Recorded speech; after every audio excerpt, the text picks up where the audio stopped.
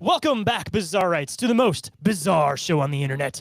I am the one that some people refer to as Shane Squatch. And if you're ever wondering how the dynamics of that works, I have a simple answer for you. Sasquatch is my daddy and he's going to protect me. Yes, Sasquatch is my daddy. And alongside me, I have the big bad boo daddy himself, Sir Oren Felix. Daddy!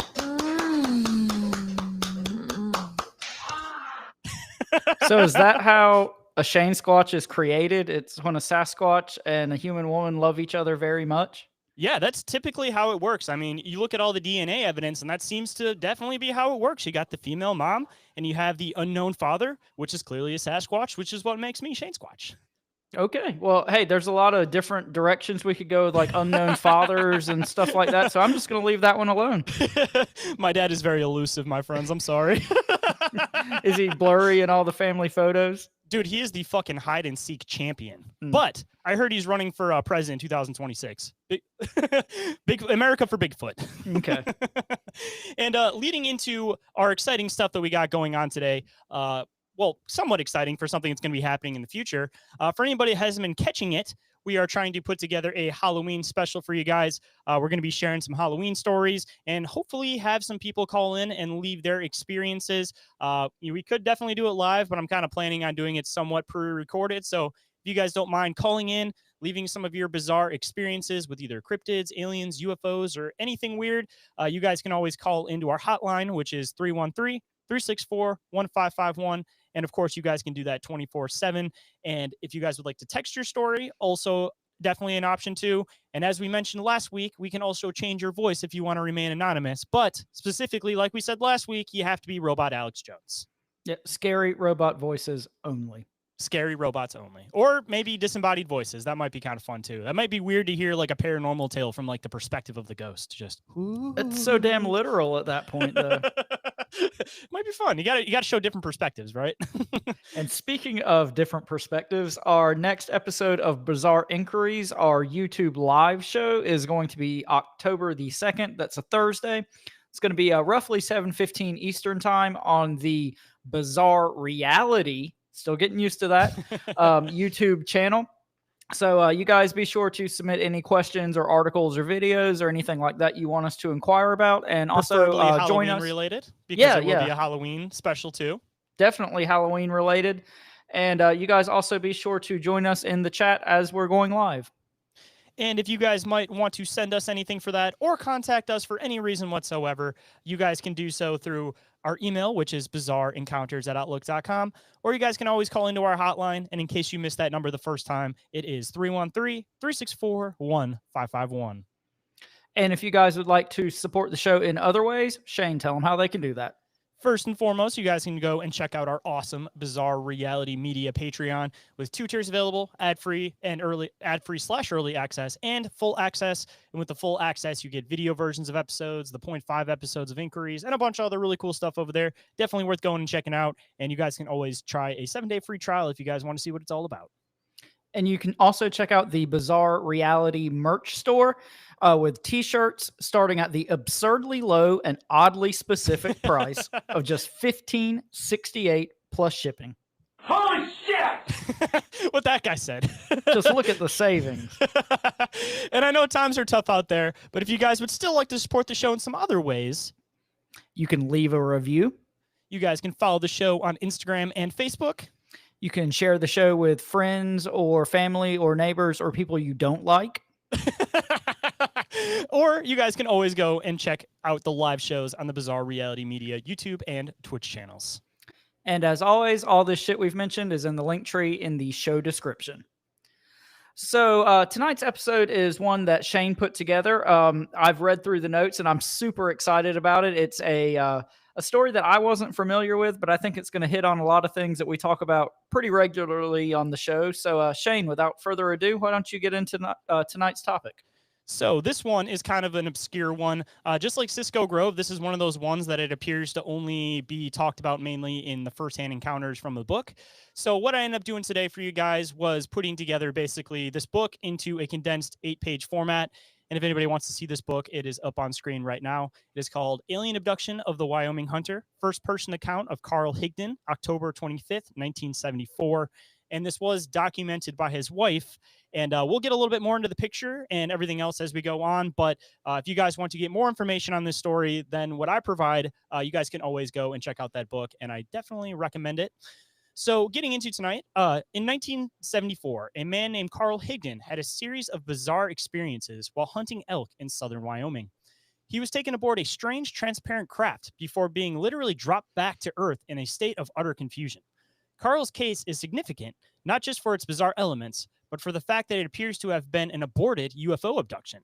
For that reason, it may tell us something not just about UFO abduction experiences, but also a subset of missing persons cases known as Missing 411, which may share a similar cause. Dun, dun, dun. Dun, dun, dun.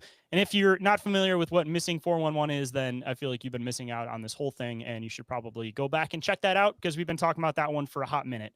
I don't think we did a full episode on it, but we did cover kind of around the episode with our National Parks episode a while back ago. Yeah, we talked about it quite a bit in the national parks and Missing 411 and kind of feral people episode. We've probably done, what, is a year or so ago at this point? And we've talked about it sprinkled in with a lot of different episodes. Yeah. But, I mean, if you're into the phenomenon, we're going to somewhat assume that you know what Missing 411 is. And if you don't, definitely recommend going and checking it out. But you'll kind of get filled in a little bit more as we go along with this one. Absolutely. But this one, like a lot of the stuff we've been doing, this one will be interjected into probably a lot. There's a lot of connections that we want to point out with you guys that we've been following lately. But without further ado, let's get into the abduction itself. In late October of 1974, Carl Higdon was 40 years old and working as an oil driller for AM Well Service in Riverton, Wyoming. On Friday, October 25th, he had an unexpected day off, so he decided to go elk hunting. He packed his new 7mm Magnum rifle and headed south towards McCarty Canyon, which is around 40 miles south of where he lived in the small city of Rawlins. And that's not Rawlins, North Carolina. That's Rawlins, Wyoming. And I'm hopefully saying that correctly because that's a confusing word. That's what it looks like to me. W or Rawlins. Or That's got to be Rawlins. Rawlins. You got to say it with a draw. So Rawlins. Like a cowboy? Yeah, exactly. It is Wyoming, so it fits, right? Exactly. During his drive, Carl pulled over to help two fellow hunters whose pickup truck wouldn't start. Over coffee, the hunters told Carl that he'd have better luck in the woods. Carl took their advice and headed to the northern edge of Medicine Bow National Forest. He parked his pickup on a hill and had a brief discussion with the game warden, which a lot of the time you don't want to do, by the way. But right here off the rip, we're already talking about national forests. Yep, I was waiting for you to pop in with that one too. Yep. Around 4 p.m., when Carl began his hunt, he walked less than a mile into the forest when he arrived at a clearing. He noticed 5 elk 100 feet away, all entirely still. He pointed his rifle at the largest male and pulled the trigger. To his surprise, no sound was made, and the bullet left the barrel in slow motion. It stopped around 50 feet in front of him, seemingly hitting something invisible before dropping into the snow. Strangely, the elk didn't flinch, and Carl noticed that the forest was unnaturally silent. So, if you don't mind me jumping in real quick, we got a couple things here. First off, it seems like in a lot of these, and I know you're going to kind of tie this in later in the episode, but like missing persons cases and also like historic fairy accounts, a lot of times they happen in a clearing in the woods. So I thought that was kind of funny. And then also the whole thing about the forest being unnaturally silent. I mean, how many times do we talk about this and like the Oz effect or whatever with Bigfoot cases and whatnot? So, I mean, we're already checking off a lot of boxes and we're only a couple paragraphs in here. You know what I find kind of strange is that it seems like the forest goes silent when there's apex predators around. That being said, even like bigger game around, like everything goes silent. Why is it that it doesn't go silent when humans are around? You ever notice that? Like we're apex predators. Why do the bugs and stuff just not cease to make sound when we're around? Maybe nature knows we're not the apex predators. I mean, in comparison to what else might be out there. I mean, they hear that UFO humming and they're like, "Yep, silent." Or those dogmans out there. Yeah, one of them, or the Sasquatches, or the ghost, or anything weird that might be in the woods. After retrieving the bullet and putting it in his shirt pocket, Carl noticed a large transparent box on the ground that was 5 feet high and 5 feet wide and 7 feet long.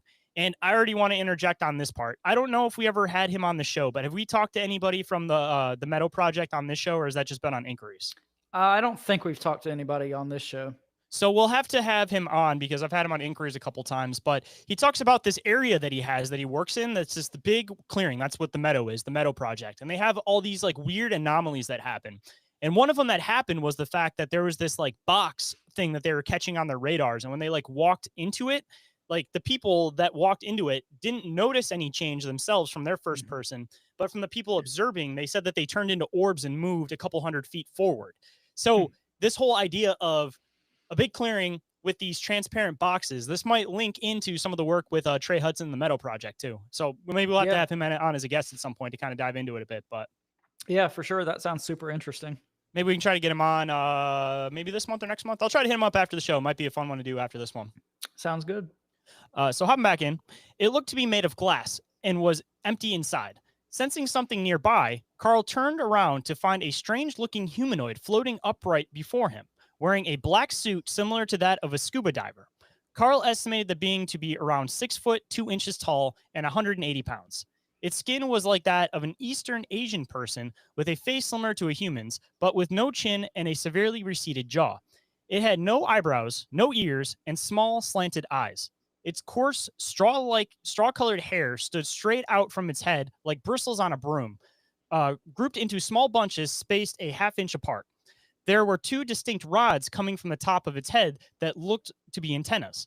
The entity was wearing black shoes and a wide belt with a six-pointed star where the buckle should be, and a yellow symbol below it on a type of small apron. Its legs were noticeably bowed outward. It had no hands, but there was a cone-shaped appendage, and I'm sure you want to make a comment on this in a second, or device sticking out of its right sleeve. Higdon referred to the being as a man, suggesting that it had some male characteristics.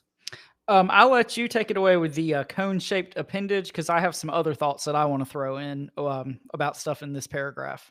Okay, so already off of that, if anybody listened to our episode about Pascagoula, that was one of the main things with the Pascagoula abduction was there was the two creatures, extraterrestrials, whatever you want to call them, that originally showed up to abduct the two fishermen, and they both had cone-shaped hands. The only difference being that they were on both hands and their entire body was metallic. But the only time that I've really seen this cone-shaped thing happening, and I'm sure that there probably is a lot more cases, is this one and Pascagoula. So I don't know, there's something weird with that one.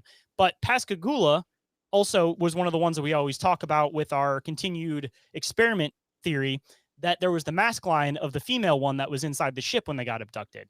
And maybe as we go farther along with this one, we might catch some more human ties, but maybe there's something to that. Yeah, definitely some interesting connections between Pascagoula and this one. Some other things I noticed, there's a lot of like Men in Black connections with all this too. First off, they talk about how the skin was that of an East Asian person.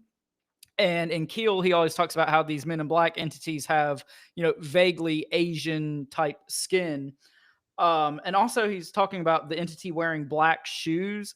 Keel also talks about how these things wear like big, thick rubber soled shoes a lot of times. So it doesn't necessarily comment on the soles of the shoes, but thought that was interesting nonetheless. The fact that it had straw colored hair. We talk about like the Nordic extraterrestrials a lot. Just something else I made a note of. These two are a little bit more tenuous, but I thought I'd mention them nonetheless. Six-pointed star. It's kind of like a Star of David type thing. I'm just going to leave it there, not going to comment anymore. And then also the fact that they talk about how it has an apron. And at first I thought this was kind of an odd detail. And then I got to thinking, okay, what's the only thing on the show we've talked about aprons? And it's the Freemasons. So also to make another weird connection too, that I was talking to somebody semi-recently who he was basically tearing down the idea of satanic ritual abuse. And he was talking about this idea about splitting the mind into 4 different fractions. And he was saying something about one, I'm going to break it down really badly, but he's basically saying that one of the beings that kind of controls one of the hemispheres has a symbol that looks down and the other one has a symbol that looks up. And you put them together and it looks like either one, the Freemason symbol, or the Star of David. So there's also something that kind of links in with the Star of David and Freemasonry and this whole idea of mind control, which might link back to some of our human stuff that we were mentioning earlier. Yeah. So, like I said, not to get too thick in the weeds with all that or too controversial, but just a couple little things I noticed there. And I'm glad that you brought up the thing about Men in Black because I didn't catch that one at first. But yeah, you are correct that when he was talking about it in the book for Mothman Prophecies, he always talked about the like Asian looking eyes. So And really good skin catch there. I tone. didn't catch that the first time. Yep. Yeah. So hopping back in, and then we're already probably going to have another interjection here in a minute because this gets a little weird now. The entity moving towards Carl by float. The entity moved towards Carl by floating above the snow. When it got within a few feet of Higdon, it asked him, "Are you hungry?" Even though its lips never moved when it spoke. Possibly like Sam the Sandown Clown. I mean, sounds pretty similar, right? Even asked the kids if they wanted to see a trick if they were hungry, and did the thing with the berries in its eyes, if you remember. Yeah. And it seems like, we thought Sam the Sandown Clown was kind of this oddball, kind of out of left field story when we covered that on the show. But then since we've done that episode, it seems like there's connections and things that have popped up pretty routinely about that story. So it's kind of funny that, this story that doesn't seem quote unquote to fit a lot of the motifs of abductions and alien visitations and whatnot. If you look hard enough and look into kind of the more weird stories like this one, there's a lot of similarities there. And I mean, if you get into the possibility of these things being able to possibly change their appearance, you get into a lot of the stuff with Sam the Sandown Clown, and it's, the typical UFO motif. He had like the weird little metal shack looking thing. He spoke through this little thing where he was able to like speak into their heads. The only thing that throws people off is the fact that he appeared to look like he was made of wood, and he looked like a clown. So that being said, if they're trying to hide themselves, and again, that was a kind of an earlier case, is it possible that could have been some type of camouflage and everybody just gets thrown off by the visuals of it and not the finite details of it? Well, and again, I mean, you're more familiar with the Sam story than I am, but didn't that story come kind of word of mouth from two children? So again, it could be one of those situations of them just describing what they saw with the best language they had. Yep. And then the dad mainly believed it because he had the weird UFO experience like directly before, and then he ended up having another one pretty soon after. So I mean, maybe also it connects in with the human idea that we were mentioning. For sure. But hopping back in, Carl replied, "Yes." Then a small envelope or packet of 4 pills floated towards him, and the entity told Carl to take one. Carl mentioned that he was normally extremely reluctant to take pills, but he promptly swallowed one as if he were being controlled, as he claimed. The entity then asked Carl if he wanted to go with it, and he replied, "I might as well." Carl expressed his later choice was his own. Having read about UFO encounters in the past, he had previously resolved to go with the UFO knots should he ever encounter one himself. The entity pointed its cone-shaped appendix at Carl, and then suddenly he found himself elsewhere. So something that I thought was kind of interesting, and remember a long time ago when we talked to Alan Greenfield, which for you listeners out there, if you're not familiar with him and his work, he's kind of a practicing magician, occultist, whatever. But anyway, he's got a lot to do with the Hellier documentary series. I'm sure a lot of you guys out there have listened to or seen that and the work of Dana and Greg Newkirk. But anyway, it's in that documentary, I believe, that they talk about the phrasing of euphonauts and how that's like a very niche phrasing for aliens, basically. And he specifically used that, by the way. That's why I put that in there, is because it was weird. Well, I figured that since you had it in quotation marks, and I was like, wow, that's kind of odd that this guy used that specific phrasing because, either that was like almost downloaded onto him in some way, or he was kind of deeper in this whole subject than he kind of led on just from the notes here. See, I kind of feel like that might be the case because also think about the time. This is one of those times you weren't just going around telling everybody like, yeah, I love reading UFO books. I love doing this. I love doing that. So, even if he was reading it for fun, I mean, clearly this guy had some interest in UFOs because that wasn't one of those things that was like ridiculously prominent. It was like people that were looking for it would go find it. And especially using that terminology, I feel like this guy kind of knew a little bit more than he let off originally with this encounter.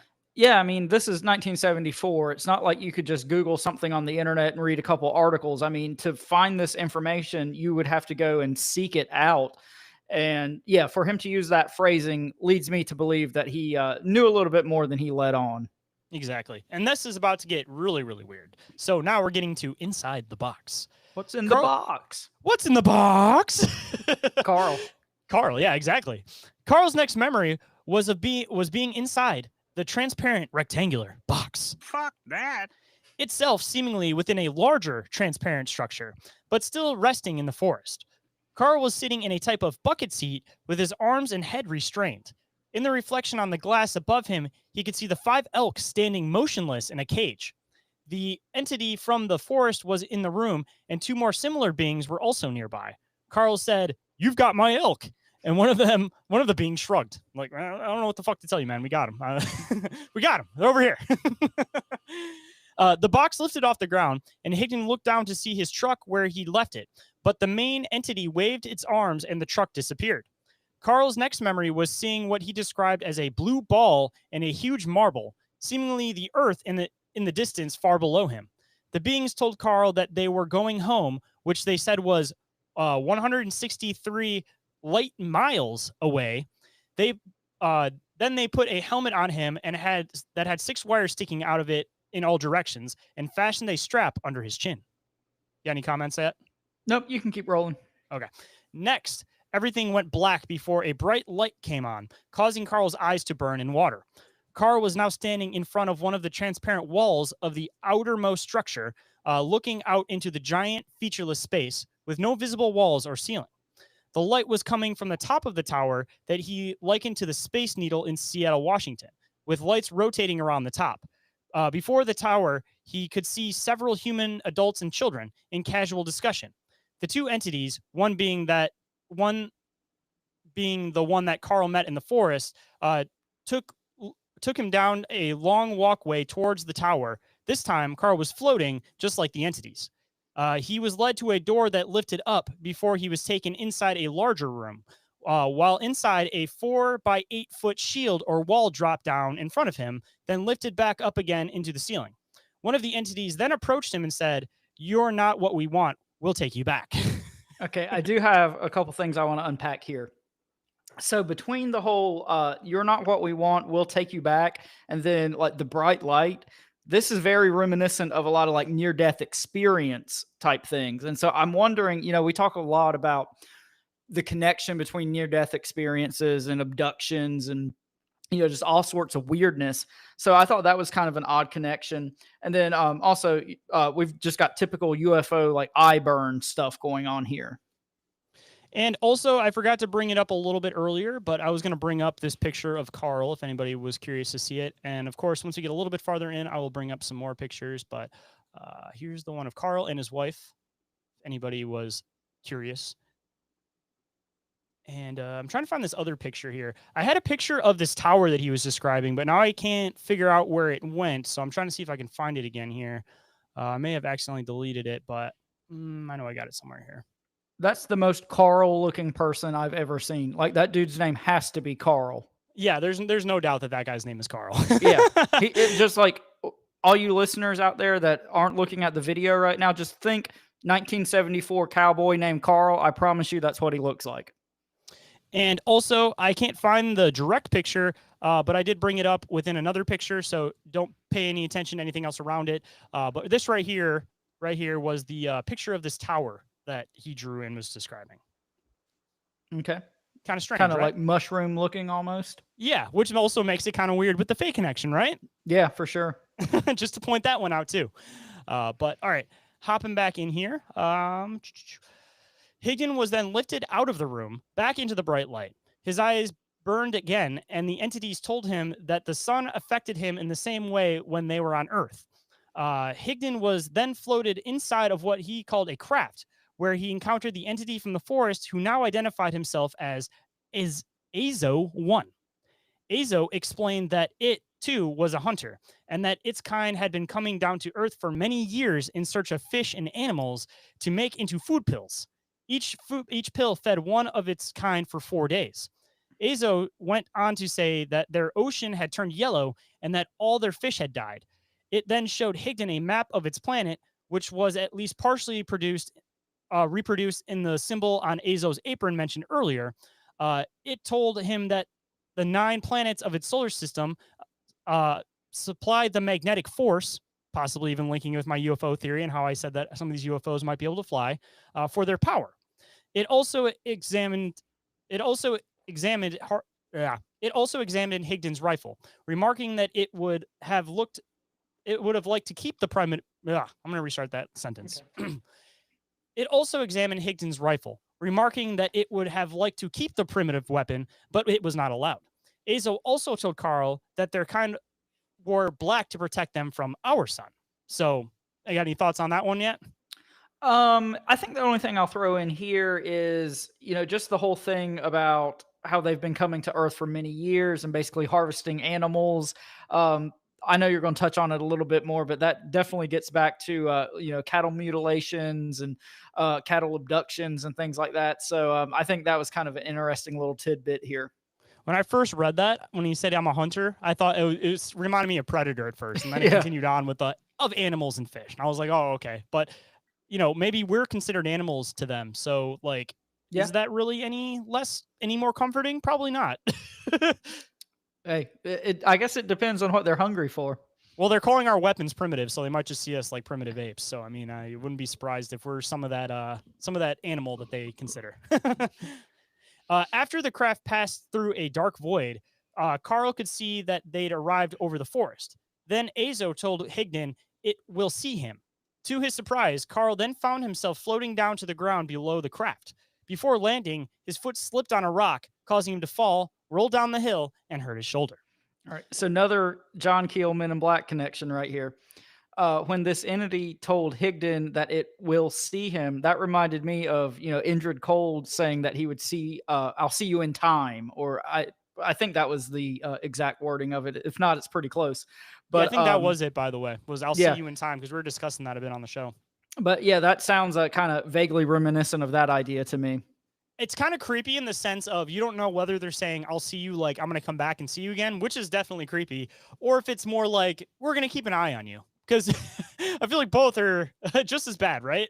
Like, yeah, I don't want to see I'm you not sure again, which dude. one's worse at that point. Carl followed a nearby road until he came upon his pickup truck, but he didn't recognize it as his own. He sat in the truck and heard voices on the CB radio. After figuring out how to use it, he managed to connect with someone who turned out to be his boss, Roy Fleming. Fleming asked for his name and location, but to his confused state, Carl was not able to give either.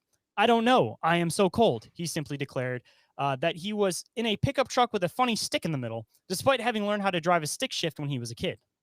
And just to make a comment about the I don't know, I am so cold, doesn't that kind of sound a little bit like Fire in the Sky almost? Wasn't that kind of something along the lines of what he was saying when he was found on the side of the road is, I don't know where I am, I don't know who I am, I'm cold? I am actually not that familiar with that story. So I'm going to leave that one to you. But I'm pretty sure I feel like we've heard that before with UFO cases. Not that it's like some big thing, because assumably these people have been stripped and then put back down and stuff. But I don't know, I am so cold connection just seems kind of weird. Also with Ingrid Cold, possibly. I don't know. There's something weird with that, Yeah, I mean, I definitely thought it was an interesting detail. I kind of highlighted it here in the notes. I didn't really have any thoughts about it, but I did, definitely, that was one that kind of raised red flags. Like, there's something to unpack there. I'm just not quite sure what. Maybe in a future episode, we'll kind of coming back around to it. We'll just have to keep that one in the, the old file cabinet in the back of the noggin. I'm sure it'll come back around. Oh, yeah. So getting into the rescue, it was around 6:30 p.m. when Fleming first heard from Higdon. Carl's wife, Marjorie, returned from work around 4 p.m. with a glowing, uneasy feeling and had an urge to get to her husband, and was soon alerted to Carl's distress call on the CB. Carbon County Sheriff Charles Ogburn organized a search party consisting of himself, Deputy Sheriff Ed Tierney? I'm just going to go with that. Looks good to me. Tierney, and 4 local hunters. Marjorie called her friend, Marilyn James, whose husband, Don, took them out in his truck to help the search. Due to the muddy roads, the sheriff's team had great difficulty reaching the area where they suspected Carl's pickup truck to be. Marjorie and company were told to stay on the hill and await further command. After a long wait, Marilyn felt the truck moving before excitingly pointing to a larger moving star that was changing colors. It's a UFO! Everyone in the vehicle then watched for about 20 minutes as the sun moved in a large arc while flashing brightly, switching color from red to green to white. The search party announced that they'd found Carl around 11:40 p.m. His truck was found roughly 3 miles from where he'd originally parked it, stuck in a mud hole with no tire tracks leading to the site. While waiting for searchers to return to the forest gate, the trio noticed that a big, bright red-orange light was rising on the eastern horizon. When they mistook to be one that they mistook to be the sunrise, only realizing how unusual it was after seeing the real sunrise later that morning. So I'm sure you already have a comment about the whole truck being in the random spot, no tire tracks leading up to it. I mean, definitely sounds like some missing 411 and some other weird UFO abduction stuff. Yeah, I know you're going to touch on some of the missing 411 connections later, so I don't want to step all over that at this point. But I did think it was kind of interesting when they're talking about this star that changed colors. And let me find the quote here. Light moved in a large arc while flashing brightly, switching colors from red to green to white. This is like typical orb behavior, which I thought was kind of interesting. Also mentioning the arc and like the color changing from the arc. I mean, not necessarily in the same context, but also kind of reminiscent of the robots in Cisco Grow, if you remember that one. Mm-hmm. Yeah, for sure. As they say, how bizarre. When the search party returned, Marjorie immediately noticed that Carl was still in a confused, amnesia-like state. He had difficulty talking and didn't recognize her.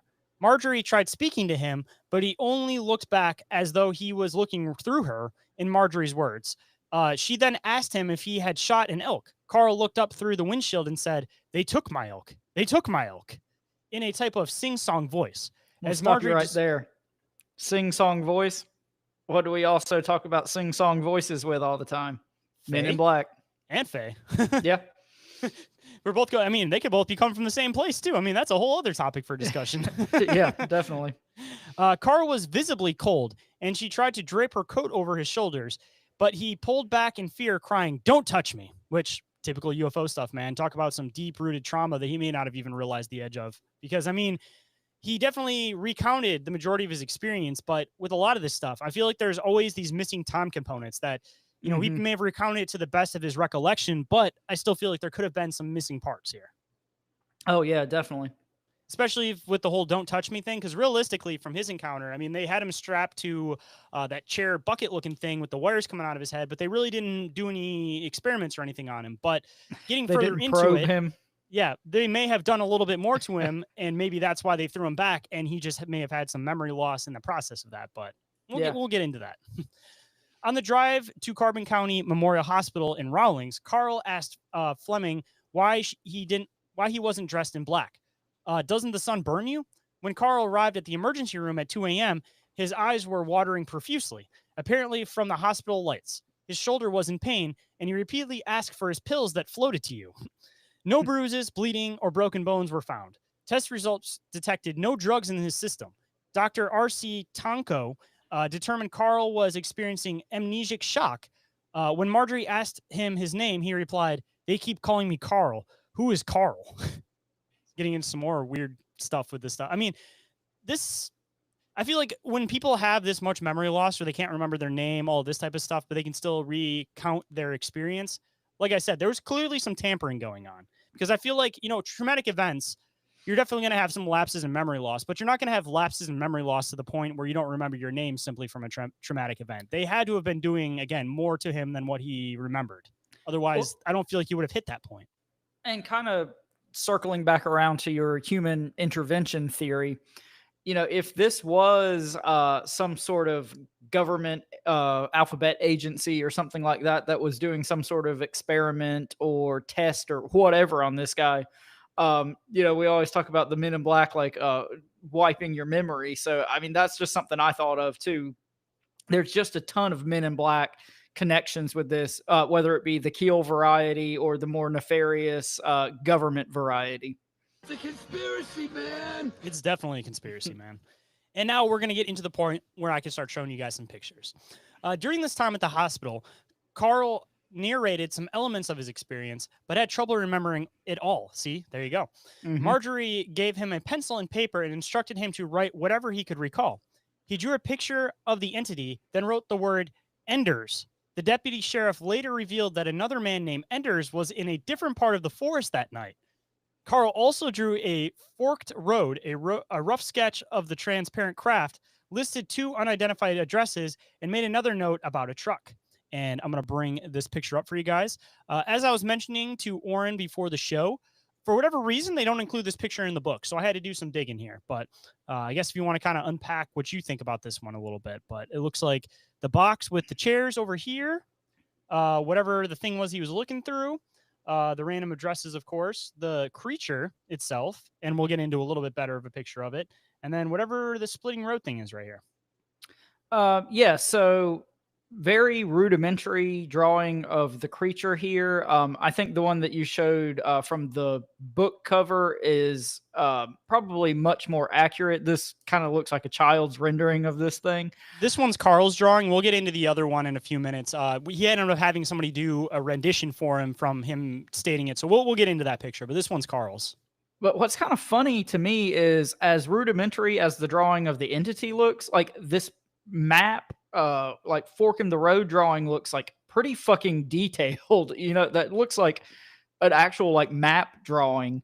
And then the other thing I thought was interesting about this, did anybody look into these addresses at the time? I don't think so. Okay. Because that seems like a super obvious thing. Like, I wonder what those meant, because this is almost like remote viewing shit at this point. Yeah, there wasn't any mention of the addresses past that in the book. So I don't know. I don't think they did anything else with the addresses. I mean, I don't know. Well, and the kind of crappy thing about that is, like we talk about with a lot of stuff here recently, these older stories, we're so far removed from them now. Like, a lot of the information's missing and we can't find it. Like, whatever these addresses were, it would basically be impossible for us to go back and try to corroborate this at this point, I mean, even if it was other locations that possibly somebody got picked up from, something like that, I mean, those same people wouldn't be there anymore at this point, assumably. So again, you wouldn't be able to follow the trail anymore. Well, and the street addresses could be totally different too. That too, yeah. So let's see.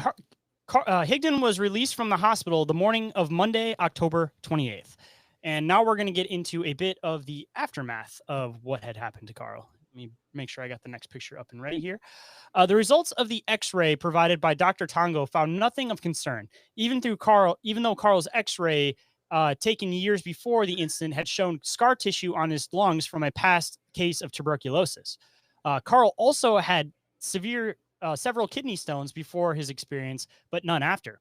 Still, days after being rescued, he experienced headaches and pain in his back. So just to clarify, to make sure everybody caught that, he had scarring that disappeared and from his lungs from tuberculosis, and he had kidney stones that disappeared, but he experienced headaches and back pain. What's your thoughts on that one? So it seems like a lot of time when we talk about these encounters with extraterrestrials and their craft and whatnot, like super bad headaches lasting, days, weeks, months afterwards is a hallmark of these things. The only thing I could think of with back pain, if he truly did go up into space like he was talking about and, saw the Earth as a blue marble, it could be some sort of, gravity difference or whatever. That's the only thing I could think of with that. That's what I was thinking too. Either one, it has something to do with gravity and him coming back down to Earth, and maybe even the same with the headaches because, your brain, I feel like would kind of sit a little bit more suspended. Then you get back down to Earth and then maybe has this kind of like pressure push down feeling. Yeah. Or on the other side, he's talking about his back and headaches. So is it possible that the reason they were able to cure some of these ailments is maybe they do something that involves the spine and the brain because that connects into everything? So maybe the reason why you always hear stuff with the back and the brain with a lot of these UFO things is because that's their point of entry into whatever they're doing. Yeah, no, that's definitely possible. And I know we're going to get into some more of the kind of healing aspects of this. So I'm going to save some of my thoughts for that for later. And I'm going to bring this picture up real quick because this will be the next thing that we'll be getting into here. When Carl spoke to Sue Taylor, a reporter from the Daily Times of Rowling, he was still very much mystified by his experience, confessing that he must be crazy. Taylor's article, the first on the case, appeared on Tuesday, October 29th, which is what this article is that I got up for you guys. Fleming put Carl in touch with a local rehabilitation counselor who in turn suggested that he speaks with Dr. Leo Sprinkle, a psychologist at the University of Wyoming who is interested in UFO experiences. And Dr. Leo Sprinkle is the greatest name I've ever heard. Oh, and then here's Carl talking to Dr. Leo Sprinkle. And, where'd the picture go? I know I got it in here. There he is. There's Dr. Leo Sprinkles. That's like pretty disappointing. I was expecting Dr. Leo Sprinkle to be much more lively than that. He just looks like an accountant or something. An accountant or a creep? I could definitely go with creep, and then Sprinkles might be a good name then. Maybe that's Yeah, his. he definitely does not look like a Leo Sprinkles. Maybe that's his creeper name. He goes by Sprinkles. Mr. Sprankles.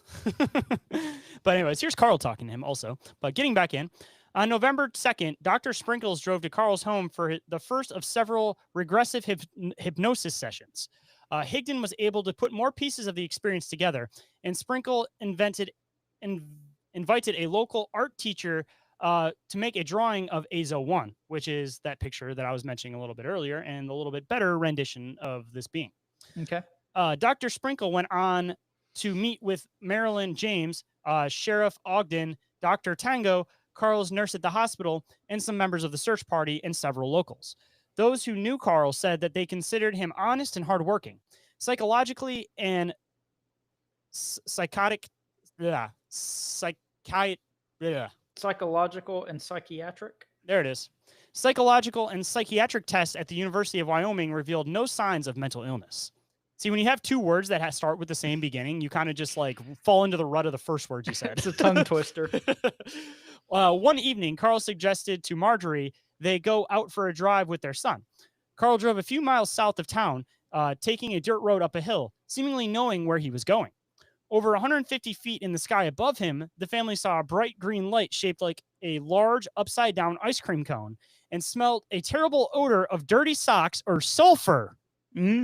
Distressed, Carl then announced, "I am late. I was to be here a few minutes ago, or a few minutes earlier." So you got any thoughts on the whole sulfur thing already? And Well, the first weird off- him being drawn to this location? Yeah, I mean, how many times do we talk about the smell of sulfur on this show? It doesn't matter what we're talking about. Aliens, Bigfoot, I mean, even like more paranormal ghost type stuff. The smell of sulfur, it's always present. The thing about him like being drawn to this location, this is something that I've come across, and I'm sure you have as well, a lot in like these UFO cases. When someone has an abduction or a sighting or an experience, it seems like a lot of times they are like, for some reason, drawn to go back to locations. And a lot of times they'll like not know where this location is, but it's the same story. They just say they had this urge to get in the car and drive to this place, and then they have some sort of other encounter. See, I'm kind of curious if that crossroads that he drew may have been that location, because it never confirmed or Yeah. denied it. But I'm kind of curious because then it kind of goes into the whole idea of like, crap, what's the name of that movie? Where the guy makes like the potato mountain. Close Encounters of the Third Kind. Is that it? Oh yeah. So he had that whole thing where he kept making the potato mountain in that movie, and then he was drawn to that mountain, ended up going to that mountain. I mean, again, that movie was inspired by true cases, of course. And if I'm not mistaken, wasn't the Project Blue Book guy like a consultant on that movie? Yep. That's where all the weirdness gets in with the sounds and the communication through sound and all that type of stuff. Is it's like, all right, maybe they had something going on here. And they knew a What's little the bit guy's more. name? I've got it like right on the tip of my tongue. Steven Spielberg was the one that made the Yeah, movie. no, the Project Blue Book guy, J. Allen Hynek. Yep. So I don't know, just kind of a weird connection there. Just again, not to relate it to a movie, but it seems like a lot of the time they purposely will try to make it so that you relate these things to a movie, because then it kind of pulls away from the actual validity of the experience, it seems. Self-disclosure. Exactly. I mean, they gotta trademark all these little things throughout movies, so when people see that, they go, "Oh, like this movie," and then it instantly throws it in the realm of science fiction for most people, And not science fact. not science fact. All right. Maybe for us it's science fact, but not for the others. Okay. I need time out and get another beer. For sure. I need a minute to get on tongue-tied. Tongue-tied.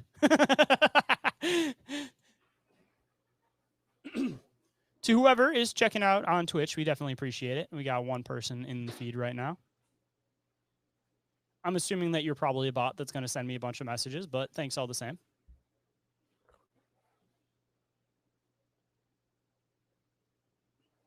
All right, I'm back. All right. A few nights later, Carl woke Marjorie and said, "I know it was weird. I am in bed with you, yet I am out south of town. They are telling me, look for the black box." He felt that they were telling him that they could contact him whenever they wanted to. This made Carl quite distressed and triggered his shoulder pain again. His shoulder pain. Numerous times on Carl's drive to and from work, he was followed by lights in the sky that others saw as well, and both Carl and Marjorie felt that their phones were tapped. More John Keel connections here. Yep, and the whole "we will be seeing you" thing. So I mean, Mhm. maybe a connection with that too, whether it's human or extraterrestrial. I mean, it's still there, you know. Either way. I mean, it's almost creepier in another way if it is human, because then it's like, all right, we may have done this shit to you, but we're gonna keep an eye on you to make sure you're not saying too fucking much. I mean, we know the government's kind of like tracking us and keeping an eye on us anyway, but if they're this blatant about it, I mean, what are you going to do at that point? Fuck that. Yeah, fuck that. That's right, Cleveland. Carl. Sorry, I had to cough it out. Sorry, everybody. Ugh. All right. Carl claims that he still has telepathic communication with Azo on rare occasions. For example, Carl once told Azo that Rawlings needed some rain. The next day, it rained 3 inches. Then another 2 inches the following day before he told Azo to stop the rain and seized it. So kind of a weird one there. Yeah. Hignan speculated that before shooting his rifle on the day of the incident, he had entered some type of force field that slowed his bullet down. At one point, Carl, along with Don, Marilyn, and others, returned to the location of the incident to take pictures and scan for metal, seeking, hopefully, to find the missing lead of the bullet. At that spot where the transparent box had sat, they noticed that nearby leaves were burnt and some trees in the area had strange weathered carvings. Any comments on that one? I mean, it kind of sounds like, what was that one that we covered like when you first started the show? The Devil's Tramping Ground? The Devil's Tramping Ground. Yep. Yeah, kind of like the fairy circle type thing in North Carolina.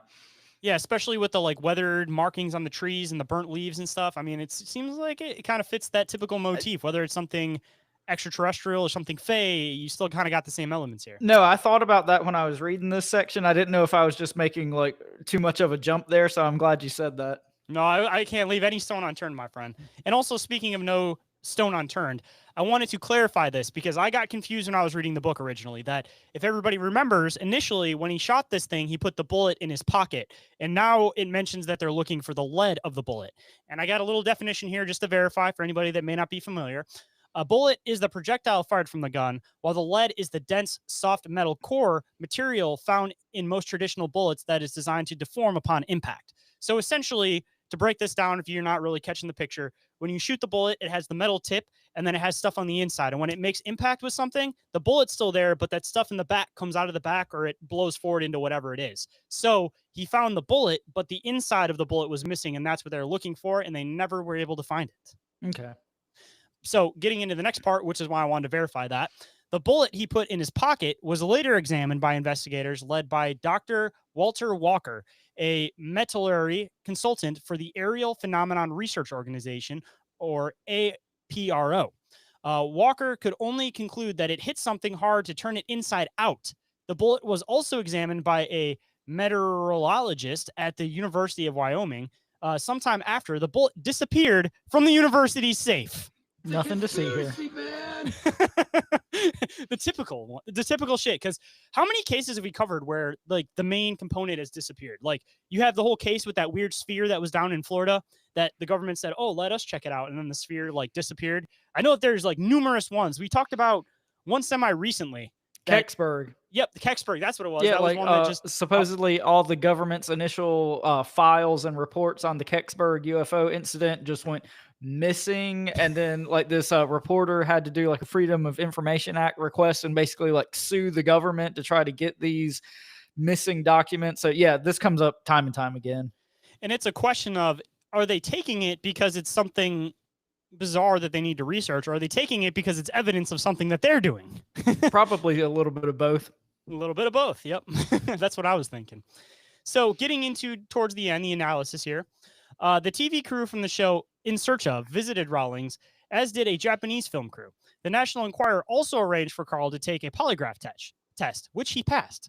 Marjorie said she was compelled to write Carl's story decades prior to self-publishing the narrative in 2017 under the title Alien Abduction of the Wyoming Hunter, First-Person Accounts of Carl Higdon, which is the book that I, of course, pulled all this information from today. So just to stop you real quick, how did you find out about this book? Did like a guest on Inquiries tell you about it? Because like this is not a story I had like ever even heard of. Actually, I had a guest on the show a really long time ago. Actually, I think he's been on this show before. Oh crap, what's his name? Crap. I know I have one of the books right here because he wrote the Men of Renown book. Give me 1 second. Sorry. Interesting radio for everybody. I want to make sure I give this guy a shout out because he's the one I got this from. 1 second.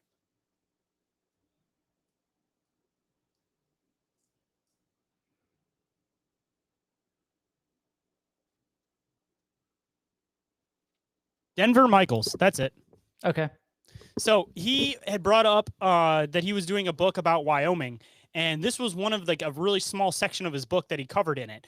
So because I found it off of his book, because I had him as a guest on the show a really long time ago, I wanted to come around to doing this finally. So this was originally where I heard this from, was a guest from Inquiries when I first started the show, and he had like a 1-page portion of this in one of his books, which what not a better place to pull out of is an encounter that nobody's heard of. It's kind of funny how the stories that get famous and the stories that don't. Like, we talked about the Cisco Grove encounter recently. We talked about this one.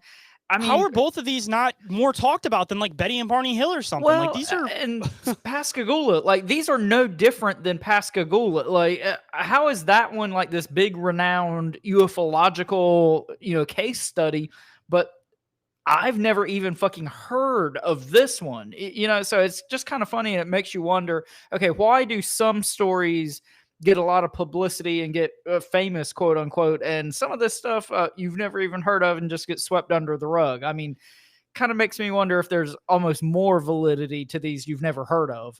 That's kind of what I was thinking, especially the fact that this has a very clear drawing idea of what this creature was. So it has that what people want, like something to visually see. Like that's the creature from this encounter.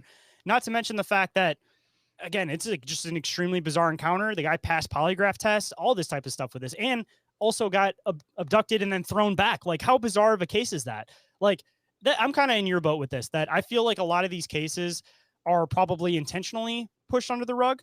And also, I mean, maybe some marketing. Like, this one doesn't have like a name, like the Cisco Grove encounter. It's just the abduction of a Wyoming hunter. Alien abduction of the Wyoming hunter, first-person account of Carl Higdon doesn't really roll off the tongue. That's what I'm saying. Like, and the book came out in like 2017. So this has been somewhat known for at least like 40 or 50 years. Yeah. Yeah. And then, like I said, the book came out in 2017. So I'm surprised that, again, why is there not more with this? I mean, I feel like it's because there's a lot of good validity to it. Just as simple as marketing, for lack of a better term. Like, if this had like a super cool name, if this happened at like the Devil's Armpit or some shit like that, then you could be like, oh, it's the Devil's Armpit UFO encounter. I wonder if it's just that simple. I don't think it's just that, encounter, but I wonder if it's part of it. They could have called it the Azo 1 encounter. I mean, that kind of flows off the tongue. Yeah. But maybe that's what I'll call the episode. I don't know. I still haven't. I'm having a hard time placing this one because it's just the Wyoming hunter encounter, Carl Higdon. Like, it's so hard to like. Yeah, like I mean, the Carl Higdon encounter is basically like the best you can come up with, and that just doesn't sound that exciting. Yeah, the Carl Higdon Azo 1 encounter. Like, I don't know, man. Like, maybe it is partially marketing, and it's just some of these stories just get swept under the rug because something else more prominent takes over. Drill hands. If you got 2 drill hand guys, and there's 2 of them. Of course, it's going to take precedence over a single drill hand guy. That's twice the drill hands by my math. Twice the drill hands going on, man. Not to mention there was a female involved, and you know how those stories go. Well, that's just way sexier. Yeah, I mean, exactly. if there had been a sexy drill hand robot lady in this encounter, I mean, everybody'd know about it. Yeah, I mean, Pascagoula, they got strapped down to a table and a sexy drill hand lady came out. I mean, what else could you ask for? Sign me up. Why is there not a movie for that one, Oh, I'm sure there is. It's probably really bad, but we should find it and see if there is a Pascagoula movie. And if there isn't, then we should start lobbying whatever film company I have to make a Pascagoula movie. It might not be Pascagoula, but I promise you there's a sexy robot drill hand lady movie out there somewhere. If you know what I'm getting at. I know what you're saying. It's like Edward, you know what hands. I feel like it'd be something along those lines, but yeah. Anyways, getting into the missing 411 stuff. In 2022, David Paulides made one of several documentaries about people going missing in unusual circumstances. Paulides conducted new interviews with Carl and his wife and compared the case's similarities to other disappearances in the same region. Paulides noted the significance of Higdon's being dropped at the end of the noted the significance of Higdon being dropped at the end of the incident. This is consistent with hundreds of cases of unusual deaths that he investigated where the recovered bodies appeared to have been dropped from above. The fact that there was apparently no tracks leading to the muddy spot where Carl's pickup was recovered suggests that it was dropped as well. Researchers such as Linda Moulton Howe have documented that many cases of animal mutilation involve carcasses with broken legs, no surrounding tracks, and impacted soil, suggesting that they too were dropped. And also to point it out, I don't know if you've seen that video, but there's that really weird surveillance video of the inside of a barn where this cow just drops through the fucking ceiling. Have you ever seen that video? I don't think so. Yeah, oh, dude, I'll have to find it and send it to you. But yeah, there's this video where it's just, like I said, surveillance video of a fucking cow getting dropped through the roof of a barn. Like, tell me how the logic of that makes sense. And then the people that filmed it claim that they were seeing a bright light above their barn. And then later on, they checked their surveillance footage and found that. So, I mean, even if you're faking that, how do you drop a cow through the roof of your barn? Like, Yeah. what the hell? Well, and just a couple little things I'll throw in here. I don't think you specifically talk about this in the notes and the kind of missing 411 connections, but in the documentaries, Politis talks a lot about how, when these kids go missing in national parks and whatnot, they'll extensively search these areas, find no evidence of these kids, nothing. And then, whatever, 6 months, a year, 2 years later, some hunter or hiker or somebody, stumbles across like a skull fragment or like a pair of sweatpants neatly folded or a pair of shoes or something like that. How many cases have there been with like the water and stuff too? They'll search an area. Yeah. They'll come back 2 days later and there'll be a body in the water where they know they looked. Yeah. So, I mean, that kind of is more feathers in the cap of this stuff is just dropped theory. If you had this wide spanning search party looking in these areas, find nothing, and then all of a sudden these, skull fragments or sweatpants or whatever end up showing up there, something weird's going on there. Either like, a murderer is returning to the scene of the crime or, something far stranger is going on. I mean, apparently they think that we float like them because it made reference a few times to the fact that these things didn't walk. They kind of floated towards him. So maybe with their logic, when they dropped, they got that couple inches of impact. So they just, boop, they're fine. But wouldn't that kind of get back to like changes in gravity and density and things like that? I mean, it might even have something to do with the technology they're using because I would assume that they would like, they wouldn't float on this planet, but it made reference to the fact that it floated towards him. So they either have some type of technology or something, or getting into the even weirder aspect of things with abduction. A lot of people talk about these things literally like taking their soul or consciousness out of the body. I mean, maybe some of these experiences with these things, it's not the physical version of them here. It's like for lack of a better term, like almost a projection or like an avatar, yes, of them here. Maybe that's why they appear to float, Yeah. And also on the other flip side of it, if they're just abducting people, sometimes they take the soul or consciousness, other times they take the full person. Maybe they kind of have the same thing, or they just kind of toss it back and they don't really put 2 cents into like, oh, this is the physical version and this is the soul version or whatever the hell it is. Yeah, no, that's an interesting thought for sure. But this is where it also gets kind of weird. Carl believed that some kind of medical examination occurred when the shield or wall dropped in front of him. If you guys remember that part when they were walking towards the tower thing, and then he somehow failed the test. While Carl initially suspected that he was rejected due to the effects of the light on his eyes, he later suggested that it was due to his vasectomy. And I feel like we've heard that somewhere else before too, and I can't quite place it. Well, this gets back to Keel ideas as well. Yeah, in Mothman Prophecies, he talks about how the phenomenon, whatever you want to call it, seems to be obsessed with like human reproduction. And if whatever, nefarious purposes these things are abducting people for, if it is truly reliant on genetic material or, sperm and eggs or something like that, it would kind of make sense that, okay, they threw this guy back because he wasn't a valid specimen, And I threw this theory a long time ago on Inquiries when we were doing like a UFO roundtable. But then I later had L.A. Marzulli on the show, and he had even more expansion on the idea. So I know that at least 2 people are thinking parallel, so there must be something to it. What is usually missing with a lot of these cows? See if you can kind of throw it offhand. Well, normally it's like their udders or their anus or things like that, or like eyeballs and tongue. And womb too is usually one of the things that are missing. Yeah, like reproductive organs for sure. Yeah. And the blood, right? So I threw the whole connection that, if they are abducting people and they are trying to produce something, are they using these cattle wombs as artificial wombs? And I threw that theory a long time ago, just out in the air. And like I said, later on, I had L.A. Marzulli on the show, and he's done a lot more into this. And he basically has found that you apparently can use a cow's womb to synthesize a human's womb because they're relatively close. And also, you can apparently use cow's blood with that womb to make a synthetic womb. So there's like a connection with that. So, I mean, is it possible that, again, the interest is with reproducing whatever it is, and they abduct the cows and take the blood because they're actually using them as some type of like synthetic womb? Because assumably, if this thing is hybrid, it's probably going to have some of the extraterrestrial features, which usually some of those features involve, bigger body parts, such as the bigger head. And if a normal woman was to, have that baby, it would probably kill and destroy them. So you get into the whole idea about these babies end up disappearing when you get into the whole weird aspect of UFO abduction with like babies and stuff. They disappear before they get to full term. Is the reason for that because they know that a woman isn't going to be able to birth this thing once it gets to its normal size, so they have to use the cow wombs. Yeah, I think that's a great point. And just to go like super left field, but something that popped into my head, this idea that, these babies are taken because a human woman couldn't bear them.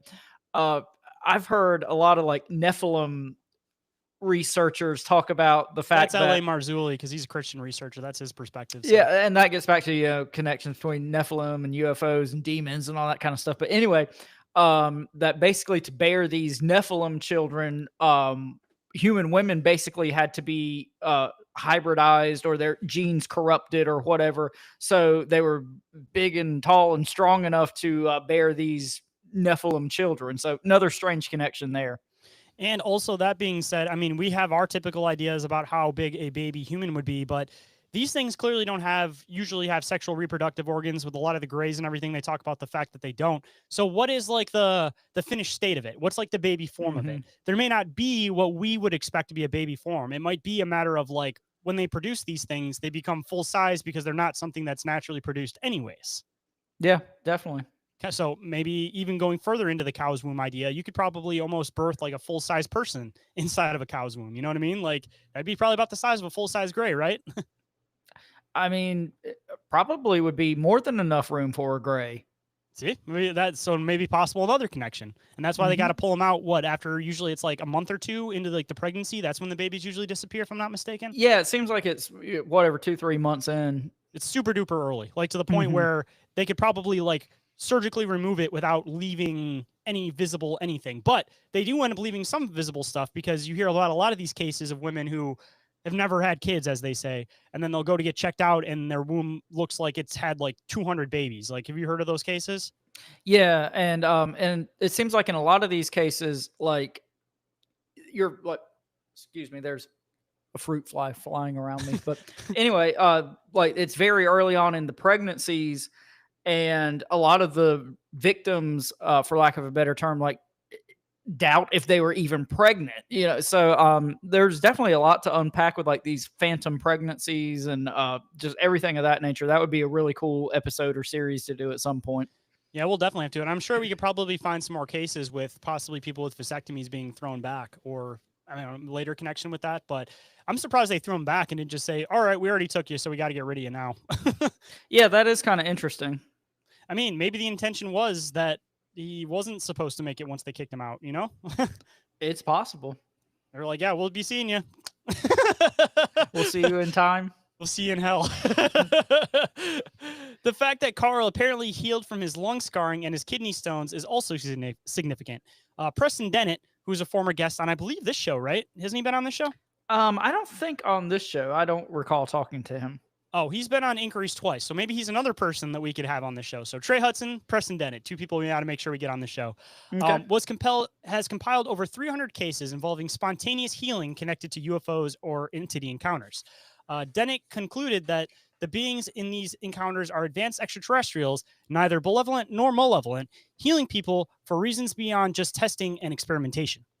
And that gets into the whole weird idea with people that we kind of have this idea of like good, bad, like everything's inherently this or that. And we talk about it all the time on the show that I don't think the universe works like that. I think a lot of things just have a purpose and that's it.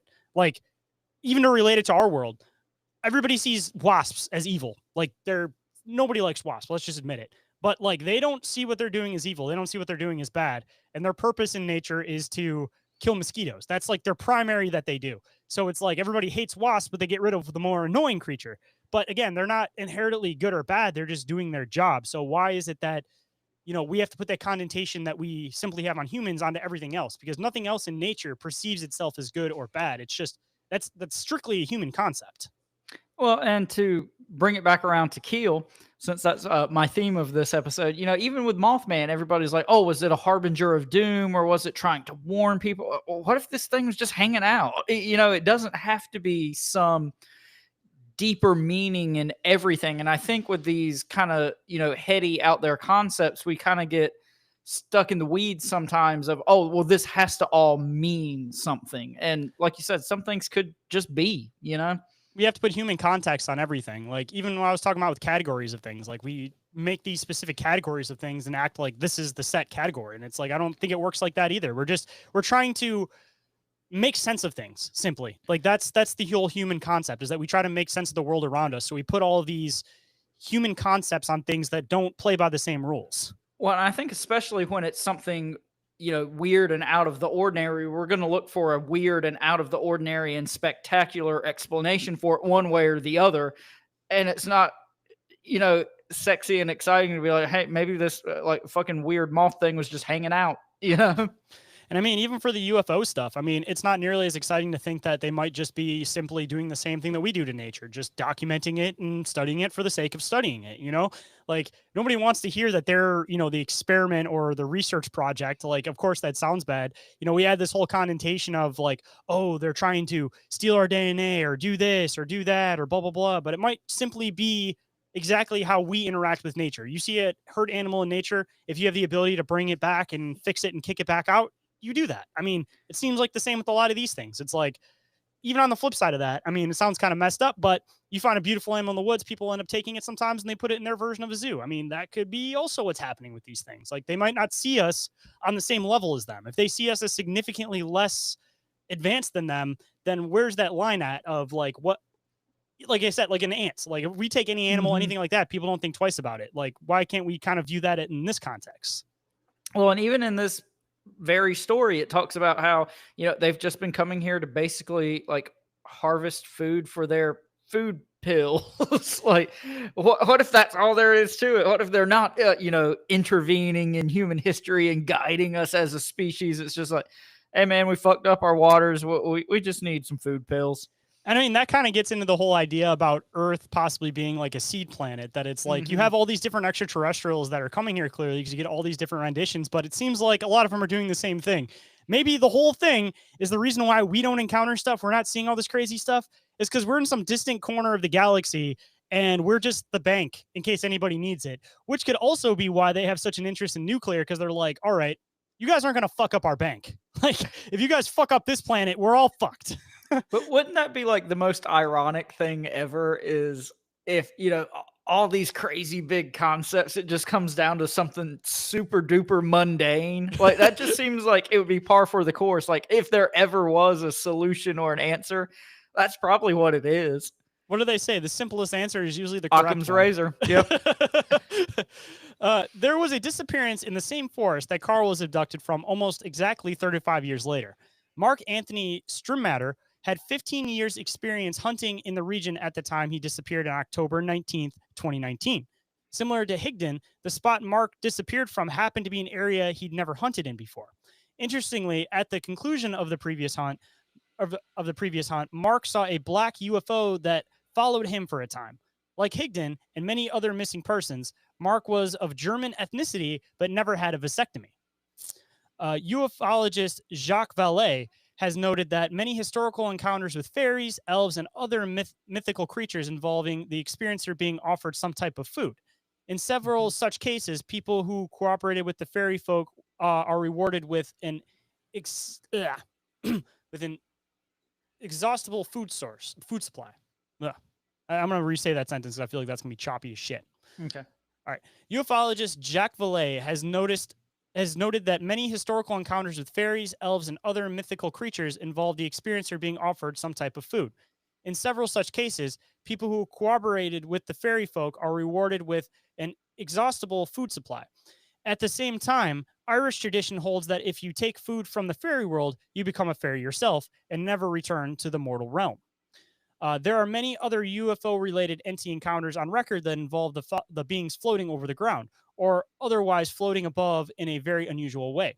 For example, the creatures that emerged from the craft of Pascagoula, as we mentioned earlier, Pascagoula, Mississippi, floated out of the craft, and the so-called goblins at Kelly at the and the so-called goblins, aka the Hopkinsville goblins, hovered over the ground by swaying their hips back and forth.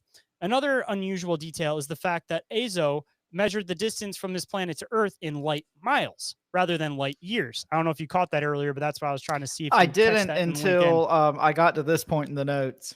Many UFO abduction experiences contain absurd elements like this. For example, the Italian abductee Pereira Ferrento Fanzferretta claimed the giant guild aliens told them that they came from the third galaxy and explained simplistic and astrologically meaningless description. An extremely simplistic and astrologically meaningless description. There you go. I knew that was super fucking choppy, but I mean, going into that, of course, it may sound choppy to us, but it might make sense from a different perspective because, you know, not everybody is viewing the universe or anything from the earthly perspective. So just because we use the terminology doesn't mean the rest of everything else uses that same terminology.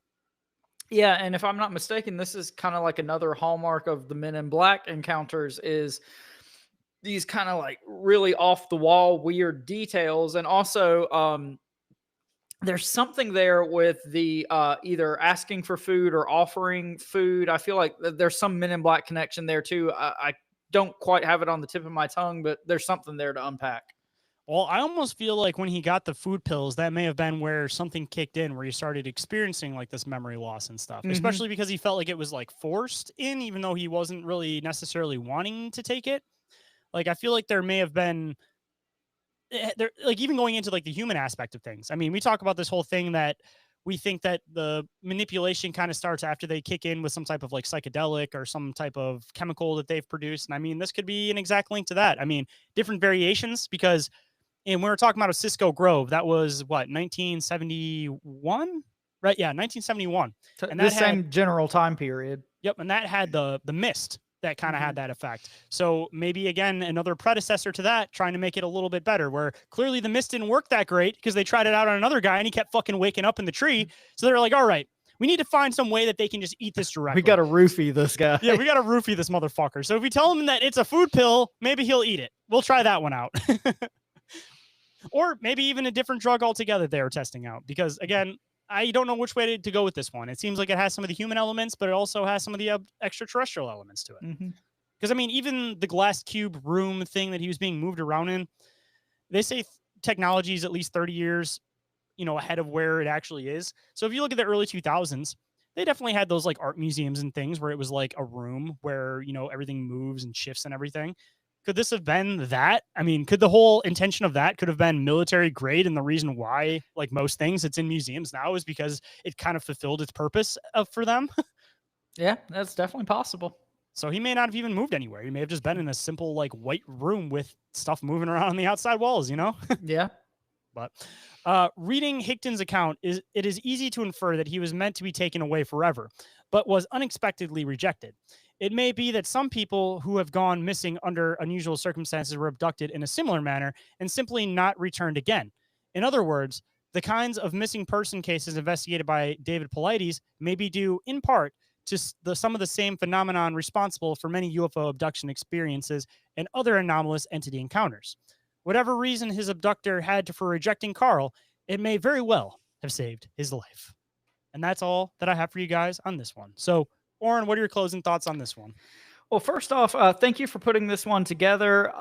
You've been kind of teasing this one for a while with me, and I was not prepared for how many connections and whatnot there was going to be when I was reading through the notes. I was super excited to do this one, so thank you The for book ones, I finding want to this. make sure I do just because these book ones are, like you mentioned, some of the obscure cases that nobody's Yeah. really covered. So I want to make sure I try to do them just if we're one of the only people that cover it. So yeah, first off, thank you for putting this one together. Super interesting. This might be my favorite episode you've ever put together.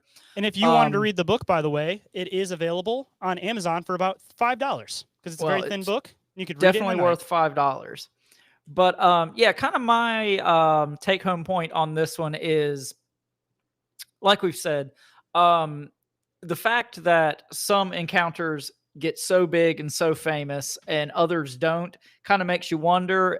It kind of lends more credence to me that this could be true because we've never heard of this encounter. I don't think I've heard any other show even like slightly mention this one. I'm pretty sure the only reference I've heard to this one was from Denver. Michael's talking about it. Yeah, and we talked about your kind of human continued experiment theory a lot. I don't get a lot of human vibes in this one, honestly. Like, there's just so many weird off the wall things in this one that connect to Keel and the Men in Black. And, this is not that long after the whole Mothman thing. So, I mean, that's kind of where I go with it. Like, the Men in Black aspects just keep like beating me over the head with this one. And that's kind of my big takeaway from this is whatever the whole Indrid Cold thing is, I wonder if this guy met some of those entities as well. I mean, I almost wonder if Ingrid Cole could be the same species as this thing because they, other than the ears and stuff like that, they just seem a lot more humanoid than a lot of the other things that people encounter. Or a Yeah. lot more human-like. I don't want to say humanoid because, but human-like. Yeah. So, I mean, again, this has a lot of connections to Pascagoula as well. But yeah, super cool episode. So, what's kind of your takeaway? Where do you land on this one? See, this one, like I was saying, it's kind of a hard direction to go in because it It has to is. have some of these human elements, but it also has some of these very extraterrestrial elements. But And some just weird off the wall things. yeah, they might possibly be somewhat combined. I mean, you get into the whole theory about, humans working with these things. Maybe that could be it. Or flipping to what you were kind of saying about certain cases becoming a little bit more popular than others. Maybe the reason why this one didn't become popular was because this guy simply may have said the truth as, yeah, we just come here to get food and stuff and then we leave. Like, maybe it didn't become popular because it had too much truth in it, Maybe this is the truth of the extraterrestrials is, the human tries And humans try it to doesn't make fit the this whole agenda. yeah, the humans try to make this whole facade of all this crazy shit going on and this and that. I think that might be the humans, and these simple encounters are probably the extraterrestrials. Yeah, like I said, and I think this is where I'll leave it, but wouldn't it be the most ironic thing ever if we're looking for all these big, weighty, heavy, heady topics, and at the end of the day, it's just something as simple as they're just harvesting food pills. I mean, even on a flip side of that, you want to get into the Anunnaki thing. What do they come here for? We fucked up our planet with radiation, so we need gold. So we're just going to take that and we're going to leave. So this is a motif that you see with other extraterrestrials. They just come to get something and then they're out. You heard it here first. Aliens are colonizers. Only partial colonizers because they colonize off planet because we're too fucking crazy for them. They're afraid we're going to blow each other up. They don't want to be involved in that unless they're hiding under the surface, which that's a whole other theory, or under the water. I mean, not a better place to put a colony than under the water where the humans won't bother you with their nuclear weapons until we start making nuclear subs and now you got to move their bases. That might have to be your next deep dive that you do for us, Shane. Yeah, I mean, I definitely could do some underwater based stuff. I feel like that's kind of become popular with a lot of the UFO stuff recently, like what's coming out with the government documents and everything. Because I feel like there's been that probably means it's bullshit. Yeah, probably. Or again, maybe there's something to it because you got to muddy the waters enough where, it's the whole idea of true or lie, truth, lie. You got to throw out a bunch of lies, but you got to throw out some truths in there because then the truths get grouped in with the lies.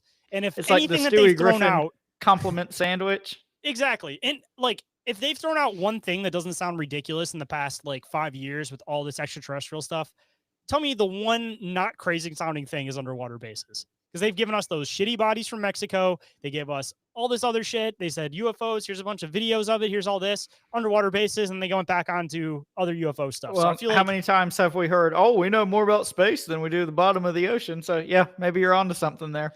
And talking about some more cases that get pushed under the rug. Do you remember that thing in Miami with the mall like a year ago? Yeah. What happened with that? We never heard anything else about that. It got pushed out of the feed. All Nothing the to video see here. surveillance footage is gone. Like nobody's dude. That whole mall was covered in cameras. There's no videos that came out about that. No, there's nothing to see here. Even the Las Vegas one, where those cops supposedly went in the back seat or the backyard after seeing something crash, and you could kind of see something moving and tucking behind shit. That's another one. Pooh! You don't even hear it talked about in the UFO community. Well, hey, we've moved on to all sorts of other craziness since then. But anyway, before we get too off the rails here at the end, Shane, if anyone wants to get up with us for any reason whatsoever, tell them how they can do that. We have a handful of convenient ways that you guys can do so. First and foremost, you guys can get a hold of us through our email, which is bizarreencounters@outlook.com. Or you guys can get a hold of us through social media. Instagram and Facebook are the two that we're the most active on. Or you guys can also get a hold of us through our submission forum, which is up at the top of our link tree and goes directly to our email. And the last way you guys can get a hold of us, and you guys could also call in to be part of our Halloween special, you guys could call the Bizarre Reality Media Hotline, and that number is 313-364-1551. And if you happen to miss that number or any of our other contact information, it is available down in the show description. And you guys be sure to show some love to our friends and sponsors of the show. We got our buddies Rick and Hans with I Know Squatch for all your Squatchy gear needs. We've got our buddy Dave, a.k.a. the Snarly Yow, with Snarly Yow Natural Products. And we've got our buddy Joe with Cryptoteology for all your wearable cryptids. And if you got some free time, don't forget to check out our other friends with some affiliate links, Dimension Devices and Sticker Mule, with some additional discounts and credits available for you guys. And more information on that is available down in the show description. And as always, all this shit we've mentioned is in the link tree in the show description. And just like we always have to remind you guys, and I brought back the shirt because it's an oldie but a goodie, always to remember to stay bizarre. Bizarre. Bizarre. Aliens or colonizers? So much fucking take a shit!